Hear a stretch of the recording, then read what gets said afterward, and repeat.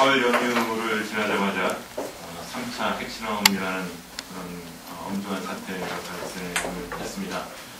이에 대응한 여러 가지 이제 논의들이 나오고 있는데요. 앞으로 국제사회가 그리고 한국 정부와 미국 정부가 어떠한 대응을 취하느냐에 따라서 현재의 상황이 더욱 더 위험한 그런 상황으로 갈 수 있고, 또 어떻게 보면은 이 위기를 기회로 살리는 그러한 상황도 될 수 있다고 보여집니다. 그래서 저는 지금 상황이 아주 기묘한 한반도의 평화와 안정이 어떤 방향으로 갈 것인가를 결정하는 분기점이라고 생각합니다. 이런 시점에 긴급하게 저희가 자리를 마련해서 어떤 방향으로 가는 것이 한반도의 평화 안정을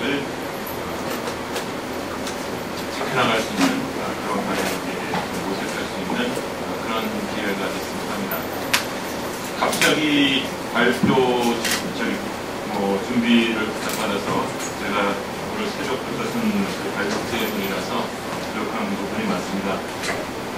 이 원고를 혹시 언론에서 나오신 분들은 이 원고를 그대로 발표합니다. 저희가 이 토론의 끝난이고 한번 수정의 기회를 가지려고 하니까 수정된 원고를 인용했으면 좋겠습니다. 일단 제 발표문에서는 크게 이제 세 가지 얘기를 하고 있습니다. 첫 번째는 3차 핵실험의 기술적, 전략적 의미를 분석을 하고 있고요. 두 번째 부분에서는 3차 핵실험으로 가게 된 지난 1년간의 과정을 검토하고 있습니다. 두 번째 부분에서 제가 강조하는 것은 지난 1년 동안 외교가 실종이 됐고, 외교가 실종한 결과물이 3차 핵실험이다 라는 이러한 요구가 되겠습니다. 그리고 세 번째 마지막 부분에서 앞으로 그럼 무엇을 어떻게 해야 할 것이냐 하는 그런 저는 여기에서 한반도 비핵화 평화 포럼을 제안합니다. 우선 그 3차 핵실험의 기술적, 전략적 의미를 간략하게 살펴보도록 하겠습니다. 자세한 내용은 원고에 있으니까 보시면 되겠지만, 일단 첫 번째 사항은 이번 3차 핵실험의 폭발력 규모이죠. 한국 국방부는 현재 이를 7킬로톤으로 추정을 하고 있지만, 독일 정부 산하 연방 지휘자연구소는 40킬로톤으로 추정을 하고 있습니다. 그래서 그 실체는 아마 이 7킬로톤과 40킬로톤의 인간 지형력이 있지 않을까 추정할 수가 있을 거고요. 진도 4.9라는 것에 기초해서 저희가 폭발력의 규모가 20에서 24킬로톤 정도가 되지 않을까 이렇게 추정을 해볼 수 있을 것 같습니다. 이러한 폭발력은 지난 1, 2차의 그 핵실험보다 훨씬 강한 폭발력이고, 이 핵실험이고 폭발력이 크면서도 소형화, 동량화된 원자탄 시험에서 보겠다 이렇게 주장을 했는데, 일단 폭발력이 크다는 것은 사실입니다. 두 번째, 이 시험에 사용된 핵물질의 종류가 무엇인가 하는 것인데요. 현재 이 물질의 종류를 파악하기 위한 여러 가지 시험들이 진행 중에 있습니다. 그래서 대기 중에 있는 제논이나 핵탄 같은 것들이 확인이 되면 그 비율을 분석해서 이번 실험이 플루토늄을 이용한 폭발물이었는지, 고농축 우라늄을 이용한 것이었는지가 판별이 될 수 있을 것으로 보입니다. 물론 이 제논이나 플루토늄 같은 것은 아주 농도가 낮은 형태로 있기 때문에 확인이 되지 않을 수도 있습니다. 이 인간의 실험에는 확인의 실패를 했죠. 그래서 어느 물질이 사용됐는지 저희가 확인 못할 가능성도 있지만, 일단 플루토늄과 고농축 우라늄의 가능성을 다 열어놓고 봐야 될 것 같습니다. 이 중에서도 만약 고농축 우라늄을 이용했다면은 이것은 핵 확산, 핵 비확산 입장에서 매우 심각한 발전이라고 볼 수가 있을 것 같습니다. 그 이유는 우선 북한이 이전에 갖고 있었던 플루토늄 능력에 한 가지 능력이 더 추가가 됐다는 것이 발표가 있습니다. 두 번째로 우라늄은 그 특성상 우라늄 농축 시설을 가동하는 만큼 고농축 우라늄이 생산될 수 있습니다. 그래서 그 생산량이 제한되지 않고 계속 나올 수 있다는 점에서 두 번째 우려점이 있습니다. 세 번째 우려점은 이 농축 우라늄 시설은 과거 활동을 확인하는 것이 불가능합니다. 슈어스님 같은 경우는 원자로나 재처리 시설을 사후에라도 사찰을 하면은 과거에 어떠한 종류의 플루토늄을 얼마나 많이 생산 추출했는가를 확인하는 것이 가능합니다. 그러나 우라늄 농축은 특성상 사후에 사찰이 혹시 가능하더라도 그때까지 북한이 얼마나 많은 우라늄을, 얼마나 높은 농도의 우라늄을 추출했는지 확인하는 것이 불가능합니다. 따라서 북의 우라늄 생산 활동에 대한 확인이 서로에서 불가능하다는 그러한 우려가 있습니다. 그리고 마지막으로 우라늄은 고농축 상태의 우라늄은 운반이 아주 용이합니다. 핵 오염의 가능성이 매우 낮기 때문에 거의 왼손으로 운반을 측정을 운반하는 아주 용이합니다. 플루토늄과 굉장히 다른 거죠. 그리고 이렇게 운반이 된 우라늄을 이용해서 고농축 우라늄을 이용해서 핵무기를 만드는 것도 플루토늄에 비해서 매우 쉽습니다. 그래서 만약에 이 고농축 우라늄을 생산을 했고 이것을 이용해서 실험에 성공한 것이라면 핵박산이라는 가설을 가지고 아주 위험성이 높아진 것이라고.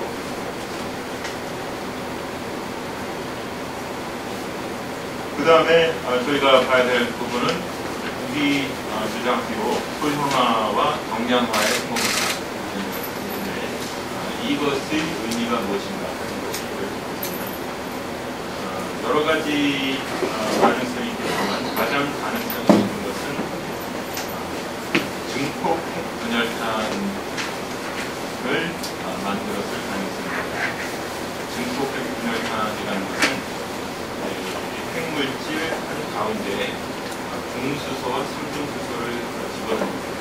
그래서 크게 세 가지 있거든요. 가장 외곽에는 보통의 고가이 둘러싸여 있게 되고 그 바로 안에 플루토늄이나 우라늄이 가지고 있게 됩니다. 그리고 한가운데에 중수소와 삼중수소가 존재합니다. 그래서 이 외부에 있는 핵이 아니죠. 외부에 있는 고폭약이 동시에 세미트릭하게 폭발을 하게 되면 그것이 가운데에 있는 핵물질을 하게 되고 그것이 압축하는 힘이 한가운데 있는 중수소, 삼중수소에 전달해요. 그 압축의 힘으로 이중수소, 삼중수소가 핵융합을 일으킬 수 있게 되고 이것이 핵융합을 성공해서 헬륨으로 전환이 되는 것입니다. 뉴트론, 중성자들이 대량으로 방출됩니다. 이 중성자가 일종의 트리거 역할을 하기 때문에 중성자가 많이 발생할수록 핵 폭탄의 폭발력이 증대가 되는 거죠. 그래서 이러한 융합 시스템을 사용을 했다면 핵물질의 사용량을 훨씬 줄이면서도 그러니까 경량화와 소형화를 이루면서도 핵무기의 폭발력을 증대시킬 수 있는 그러한 무기가 되겠습니다.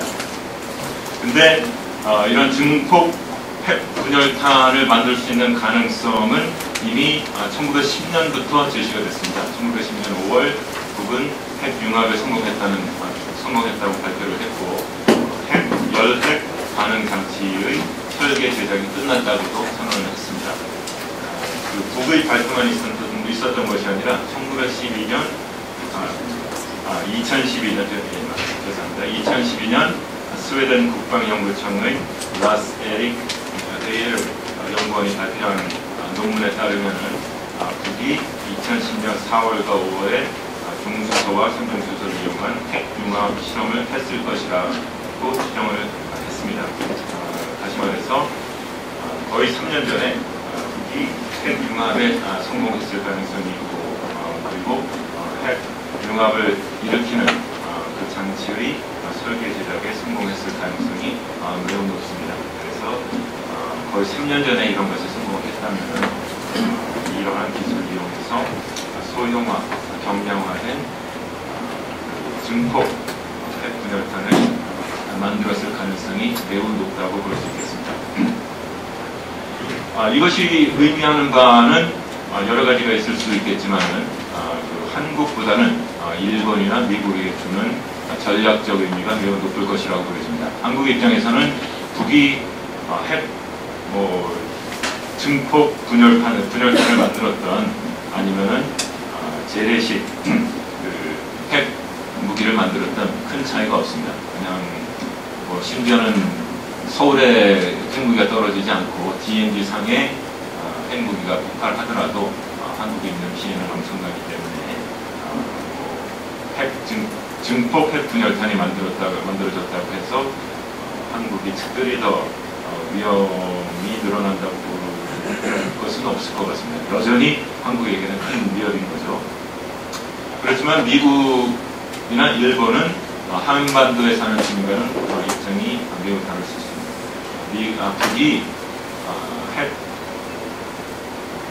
증폭 분열탄을 만드는 데 성공을 했다면 소형화, 경량화에 성공해서 미사일의 탄두에 핵 무기를 얹을 수 있게 됐다는 그런 것이고, 지난 12월 발사에 성공한 것과 같은 대륙 탄도 미사일과 이러한 소형 경량화 핵탄두가 결합이 된다면 미국 본토마저 북의 핵무기 위협에 무력해졌다는 것을 의미할 수가 있습니다. 그래서 미국의 입장에서는 이전과 지금의 핵 위협 상태가 굉장히 다른 그러한 모습이 될 수가 있겠다. 그런 것이 이번 3차 핵실험을 주는 전략적으로 볼 수 있을 것 같습니다. 그렇다면 북이 이번에 3차 핵실험을 감행하게 된 그 가장 근접적인 이유는 무엇인가 하는 문제로 들어가 보겠습니다.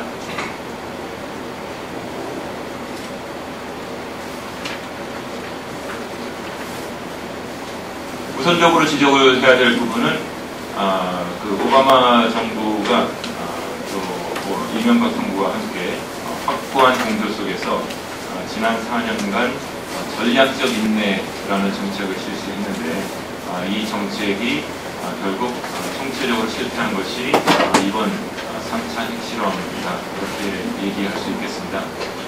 전략적 인내의 가장 중요한 목표는 북의 그 대량 살상 무기 능력의 제한 내지는 확산 방지가 되고 있었죠. 하지만 이러한 목적에도 불구하고 북은 지난 4년 동안 지속적으로 미사일 능력도 증대를 했고 핵 능력도 증대를 해왔습니다. 그리고 그것의 가장 구체적인 귀결점이 이번 제3차 핵 실험이었던 것이죠. 북의 그 핵 능력이 그 전략적 인내가 실시되는 시기 중에 계속 증대됐다고 하더라도 왜 굳이 올해 핵 무기 3차 실험에 들어가느냐 하는 질문은 지난 1년간의 과정을 볼 때 조금 더 분명하게 드러날 것 같습니다. 돌이켜볼 때 지난 2012년 2월 29일 북미 합의가 매우 중요한 그런 계기였던 것으로 보입니다. 그리고 북의 대량살상 무기 능력이 오늘과 같이 성장하는 것을 외교적으로 막을 수 있었던 거의 마지막 기회가 아니었을까 하는 이런 생각이 듭니다. 이미 과거 얘기가 됐지만 다시 되돌이켜 볼 때 당시 북은 229 합의에서 장거리 미사일 발사, 핵실험, 그리고 우라늄 농축 활동을 포함한 모든 그 영변 핵 활동에 대한 유예를 하겠다고 합의를 했습니다.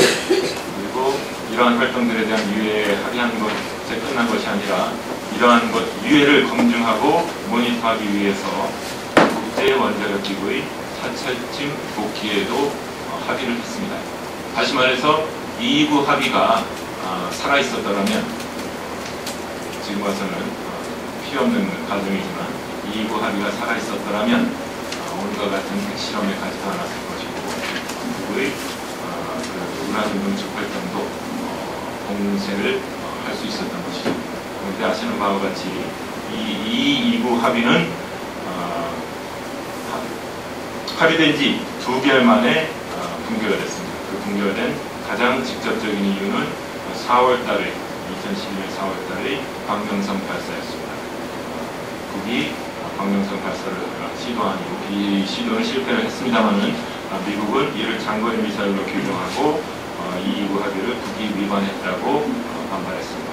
그리고 이를 유엔 안보리에 상정해서 강력히 비판하고 제재 대상을 확대하는 의장 성명을 채택했습니다. 이에 대응해서 북은 이를 정당한 위성 발사 권리를 침해하는 적대 행위로 규정했고 2.29 합의에 더 이상 구속되지 않을 것이다 선언을 했습니다. 2.29 합의가 이로써 파탄이 된 것이죠. 그렇지만 2.29 합의가 파탄이 된 것이 외교적인 해결 가능성의 사망을 의미하지는 않았습니다. 왜냐하면 7월 중순만 해도 북이 공개적으로 육자회담 재개 의사를 밝힌 바가 있습니다. 당시 7월 14일 프놈펜에서 개최된 아세안 지역안보 포럼에서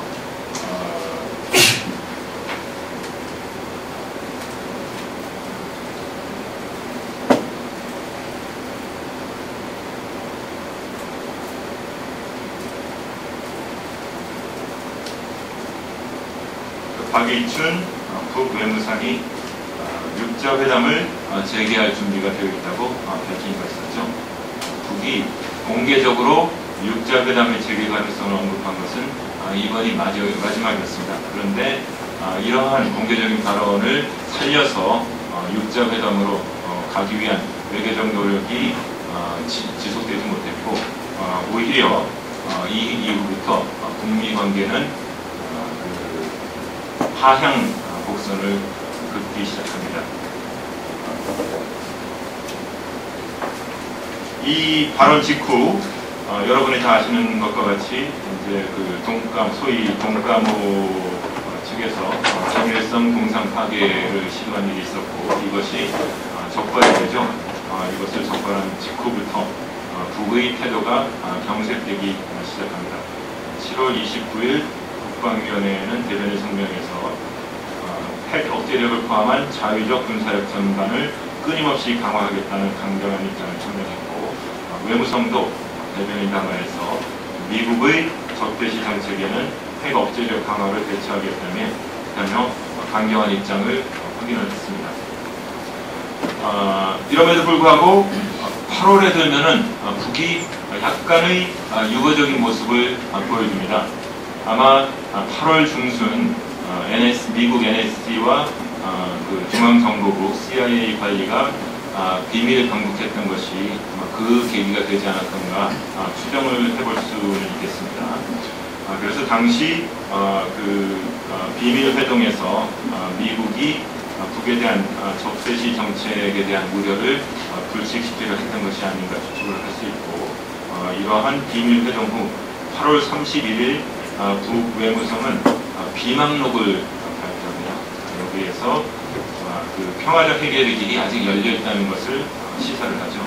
그래서 이 비망록은 핵 문제 해결의 기본 장애는 미국의 대조선 적대시 정책이라고 지적을 했지만 미국의 두 가지 길이 있음을 아직까지 제시를 했습니다. 즉 대조선 적대시 정책을 중단하고 북과 평화의 관계를 건설하거나 적대시 정책을 유지하고 북의 핵 능력이 현대화되고 확장되는 길을 선택하라는 것이었습니다. 다시 말해서 8월 말만 해도 이 외교적으로 북핵 문제를 해결할 수 있는 가능성이 열려 있었던 것이죠. 그런데 이랬던 것이 이제 10월 들면서 거의 외교적 해결이 길이 막히고 군사적인 충돌의 길로 치닫게 됩니다. 10월 7일 되면은 한미 영국 정부가 미사일 지침을 개정해서 한국의 미사일 사거리를 800km까지 연장을 하죠. 이렇게 이렇게 해서 북 전역을 한국의 미사일 사령권에 넣도록 하면서 북은 다시 강경 입장으로 울산에 합니다. 10월 9일 국방위원회는 이 미사일 선언이 미국의 대북 적대시 장착을 확인해줬다면 한미 대결전이라는 것을 내세우기 시작합니다. 다시 말해서 8월 달에 제시했던 두 개의 길 중 미국이 적대시 정책을 선택했으므로 북도 군사적 대비 태세를 백방으로 강행하겠다는 것이죠. 그래서 이제는 미국 본토까지 명중 타격권에 넣고 있다는 발언도 내놓았고, 핵에는 핵, 미사일에는 미사일로 대응할 모든 준비가 다 되어 있다고 선언하고 났습니다. 그런데 이 두 개의 길 중 평화적 해결의 길이 차츰 닫히는 상황에서 한국이나 미국은 외교력을 발휘해서 이 평화적 해결의 길을 되살리는 대신 오히려 군사적 들추를 계속 강화합니다.